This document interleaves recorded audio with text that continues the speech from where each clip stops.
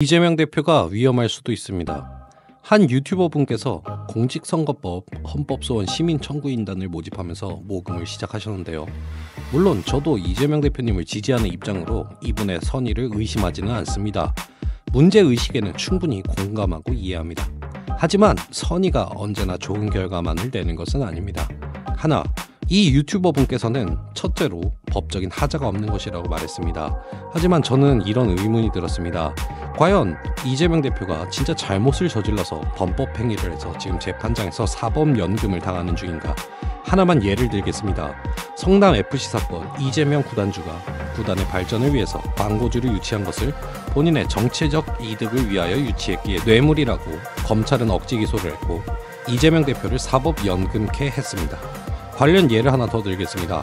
송영길 대표는 본인과 전혀 금전적 관계가 없는 싱크탱크 기관인 먹사연이 연구자금을 후원받았다는 이유로 1심에서 유죄 판결을 받고 억울한 옥살이라고 계십니다. 네, 그렇습니다. 저들의 목적은 이재명이라는 사람의 시간을 뺏고자 정신적인 고통을 주고자 사법연금을 시키는 것을 목적으로 하고 있습니다. 둘, 취지와 목적에 대한 공감은 충분히 있습니다. 하지만 실효성에 대한 의문이 있습니다. 이미 이재명 대표님 측에서 위헌 법률 제정 심판을 신청하신 상황에 다음 스텝은 높은 확률로 헌법 소원입니다. 또 이재명 대표님을 공격하려는 기득권 세력들의 목적 자체가 이재명을 지속적으로 계속해서 흠집내는 것이 목적인데 이 좋은 취지의 헌법 소원 청구의 결과가 과연 국민의힘 극우들의 고발보다 빠를까라는 의문이 듭니다.